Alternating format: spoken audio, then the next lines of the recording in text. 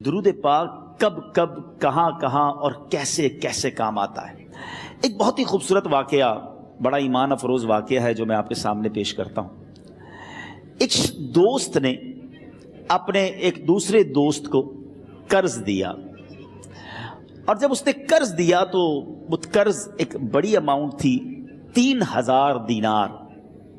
وہ ٹائم آ گیا جب اس ٹائم وہ قرض لینے کے لیے اپنے دوست کے پاس گیا کہ بھائی مجھے میرے پیسے واپس دو، تو اس نے کہا کہ پیسے تو نہیں ہے میرے پاس، میں کولیپس ہو گیا ہوں، بزنس اب میرا ختم ہو گیا ہے، میں تمہاری رقم نہیں دے سکتا۔ اس نے ایک اور ٹائم دے دیا اسے کہ ٹھیک ہے اب اتنے وقت دنوں کے بعد میں دے دوں گا۔ وہ ٹائم بھی گزر گیا، اور جب وہ ٹائم بھی گزر گیا تو اس کے بعد اس دوست نے کہا کہ اب تو پیسے دے دو بھائی، میرا ٹائم پورا ہو گیا ہے۔ پھر نہ دے سکا ٹائم۔ آخر کار معاملہ جو ہے وہ کورٹ میں چلا گیا، قاضی کے پاس چلا گیا۔ اب قاضی نے جس کو پیسے دینے تھے اس کو بلایا اور کہا کہ بھائی آپ کو اس کے پیسے دینے ہیں؟ کہتا ہے ہاں پیسے تو دینے ہیں۔ تو کہا پھر دیتے کیوں نہیں ہو؟ کہا پیسے ہیں ہی نہیں، کاروبار ہی ختم ہو گیا ہے، قرضہ تو لیا تھا، اب میرے پاس بچا ہی کچھ نہیں ہے۔ تو کہا اچھا اب یہ بتاؤ کہ کب دو گے، کیسے دو گے؟ اس نے کہا بس میرے پاس پیسے ہی نہیں ہیں۔ تو کہا اب تمہارے پاس 30 دن کا ٹائم ہے، 30 ڈیز میں یا تو اس کے پیسے لوٹا دو یا 30 دن کے بعد تمہیں قید کر دیا جائے گا۔ یہ شخص اب گھر آیا، پیسے تو تھے نہیں، مگر شاید علماء نے لکھا کتابوں میں، یہ واقعہ کئی بڑی بڑی کتابوں میں لکھا اور درود پاک کے فضائل کی بڑی بڑی کتابوں میں لکھا، اور اس شخص نے سوچا کہ اس نے ایک حدیث پاک پڑھی ہوئی تھی کہ جس میں یہ نبی پاک علیہ الصلوۃ والسلام نے فرمایا ہے، جس کا مضمون ہے کہ جو شخص پریشان ہو، مصیبت زدہ ہو، اسے چاہیے کہ مجھ پر کثرت سے درود پاک پڑھے، کیونکہ درود پڑھنا مصیبتوں اور پریشانیوں کو لے جاتا ہے۔ اب اس عاشق رسول نے سوچا اور تو کچھ ہے نہیں، اب میں درود پاک پڑھنا شروع کرتا ہوں۔ صبح سے لے کر شام تک وہ درود پاک پڑھنے لگ گیا۔ 27 دن گزر گئے، only 3 days left، 3 دن باقی تھے قاضی کے پاس جانے میں۔ 27 دن گزر گئے درود پڑھتے پڑھتے۔ جب 28ویں رات آئی تو آنکھیں تو بند ہوئیں، مگر خواب میں اسے ایک آواز آئی، گھبراؤ نہیں، تمہارا قرضہ ادا کر دیا جائے گا، تمہارا مسئلہ سالو ہو جائے گا۔ صبح اٹھتا ہے، درود پاک پڑھ رہا ہے، مگر کہتا ہے یہ آواز سے تو مسئلہ حل نہیں ہوگا، پیغام کیا ہے اسے سمجھ نہ آیا۔ 28واں دن گزر گیا، 29ویں رات آ گئی، مگر اب آنکھیں بند ہوئیں اور قسمت جاگ اٹھی۔ نبی پاک صاحب لولاک صلی اللہ تعالیٰ علیہ وسلم خواب میں تشریف لائے، اور پیارے آقا صلی اللہ تعالیٰ علیہ وسلم نے فرمایا گھبراؤ نہیں، علی بن عیسیٰ وزیر کے پاس جاؤ، وہ تمہارا قرضہ ادا کر دے گا۔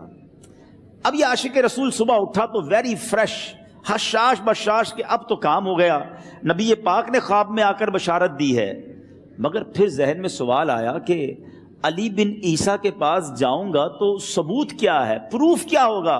میں جا کر اس کو کہوں گا کہ میرا قرضہ دے دو تو ایسے تو قرضہ نہیں دے دینا، اور میں نے اس کو کہا کہ مجھے نبی پاک نے خواب میں کہا ہے، اور اس نے اگر مجھ سے کوئی نشانی مانگی تو میں نشانی کیا دوں گا؟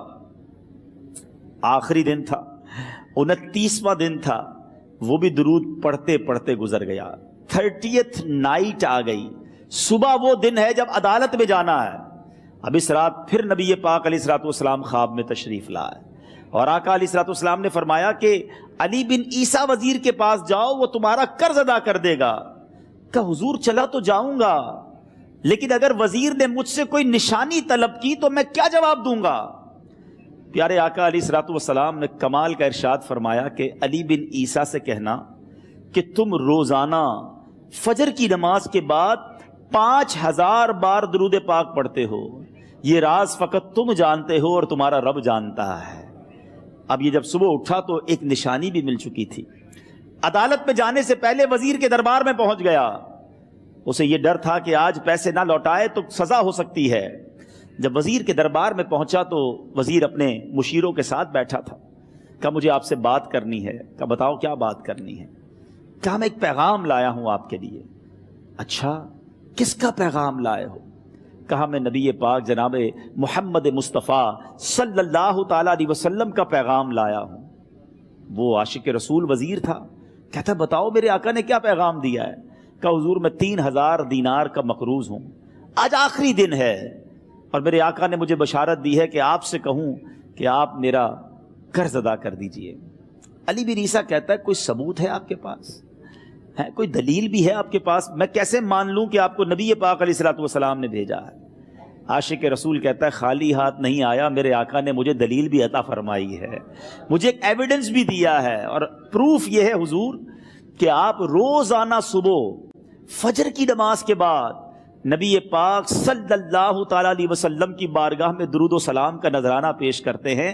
جب تک 5000 کا عدد پورا نہیں ہوتا آپ اس وقت تک کسی اور سے بات نہیں کرتے، اور اے وزیر صاحب یہ رات صرف آپ کو پتا ہے اور آپ کا رب جانتا ہے۔ اللہ اکبر! وہ وزیر تو جس کو کہے نا جھوم اٹھا، ایسا عاشق رسول وزیر تھا جو روزانہ صبح 5000 درود پڑھتا ہو، اس کی تو عید ہو گئی نا۔ وہ کہتا ہے مرحبا یا رسول اللہ، میرے آقا نے میرے درود قبول کر لیے، اس سے بڑھ کر میرے لیے سعادت کیا ہوگی۔ اب یہ وزیر اپنی سیٹ سے اٹھتا ہے، اپنے کمرے میں جاتا ہے، تھوڑی دیر بعد واپس آ کر اس عاشق رسول کے ہاتھ میں 3000 دینار رکھ کر کہتا ہے حضور پہلے 3000 دینار تو نبی پاک کا حکم کی میں ادب سے بجا لاتا ہوں، میرے آقا نے جو حکم فرمایا یہ 3000 دینار آپ کو پیش کرتا ہوں، حضور ایک اور 3000 دینار لیجئے۔ میرے گھر آپ آئے، اتنی اچھی خبر سنائی، آپ نے قدم رنجا فرمایا، یہ 3000 اس کا نذرانہ ہے، اور ایسا کیجئے 3000 اور لیجئے، اس سے اپنے بچوں کے لیے کچھ چھوٹا موٹا کام شروع کیجئے اور ایک وعدہ کر کے جائیے، آج کے بعد زندگی میں آپ کو جب بھی کوئی کام پڑے میں آپ کا بھائی ہوں، مجھے یہ خدمت کا موقع دیجئے گا۔ اللہ اکبر! وہ مقروض جو ایک رات پہلے 3000 دینار کا مقروض تھا، ہو سکتا ہے اس کے بیک آف مائنڈ یہ بھی چل رہا ہو کہ اب شاید کل میں نے جیل میں جا کر، عدالت میں جا کر گرفتاری دے کر جیل میں جانا ہے، مگر اب 9000 دینار ہاتھ میں ہیں۔ عاشق رسول جھومتا ہوا نبی پاک کی یاد میں گھومتا ہوا اب عدالت میں پہنچا۔ عدالت میں everybody expecting over there کہ آج اس نے آنا ہے اور آ کر کہنا یہی ہے کہ پیسے تو نہیں ہیں، گرفتار کر لو، مگر جا کر اس عاشق رسول نے 3000 دینار جج صاحب کے ہاتھ میں رکھ دیے۔ قاضی کہتا ہے پہلے تو یہ بتاؤ پیسے آئے کدھر سے؟ تم تو کہتے تھے غریب ہوں، تم تو کہتے تھے کاروبار نہیں ہے، ایک مہینے میں اتنی بڑی رقم کا انتظام کیسے ہو گیا؟ سبحان اللہ! اس عاشق رسول نے گویا زبان حال سے یہ کہا ہوگا کہ یہ تو کرم ہے ان کا، ورنہ مجھ میں تو ایسی بات نہیں، اتنا دیا سرکار نے مجھ کو، اتنی میری اوقات نہیں۔ اس نے وہ پورا واقعہ بھری عدالت میں سنا دیا۔ اللہ اکبر! میرے پیارے اسلامی بھائیوں ذرا سوچو پہلے زمانے میں کیسے عاشقان رسول ہوا کرتے تھے، وہ جج، وہ قاضی بھی کیسا سرکار علیہ الصلوۃ والسلام کا عاشق تھا۔ اپنی سیٹ سے اٹھتا ہے، بھرے دربار میں، بھری عدالت میں، وہ اپنے چیمبر میں، اپنے کمرے میں جاتا ہے، اور تھوڑی دیر بعد واپس آ کر اس کے ہاتھ میں بھی 3000 دینار ہیں، اور وہ 3000 دینار جو ہے وہ اس عاشق رسول کے ہاتھ میں رکھتا ہے کہ سارا ثواب علی بن عیسیٰ کیسے لے جائے، میں بھی تو نبی پاک کا غلام ہوں، میں تمہارا قرضہ میں ادا کرتا ہوں۔ اچھا، اب ایک اور عجیب سینیریو یہ بن گیا کہ جس نے کیس کیا تھا، جس نے دعویٰ کیا تھا، وہ بھی یہ سارا منظر دیکھ رہا تھا۔ کہتا ہے جج صاحب ذرا رکیے، میں بھی اپنے آقا کا امتی ہوں، اور ایک کام کیجئے، قلم کاغذ منگوائیے، اس عاشق رسول کا قرضہ ہی میں معاف کر دیتا ہوں۔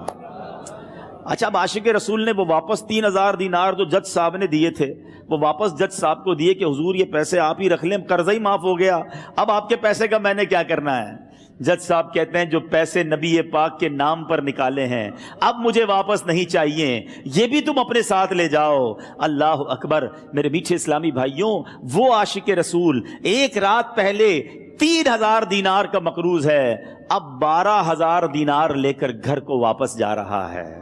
اس ایک واقعے کے اندر جو ہم سب کے لیے درس ہے، جو ہم سب کے لیے پیغام ہے، شاعر لکھتے ہیں نا، دکھوں نے تم کو جو گھیرا ہو تو درود پڑھو، दुखों ने तुमको जो घेरा हो तो दुरूद पढ़ो, जो हाजिरी की तमन्ना हो तो दुरूद पढ़ो। आज हम बहुत सारी प्रॉब्लम्स में होते हैं। यहां भी हो सकता है मेरा कोई भाई बीमार बैठा हो, कोई कर्जे में डूब गया हो, किसी का कोई बिजनेस प्रॉब्लम चल रहा हो, कोई फैमिली इशू में डिस्टर्ब हो।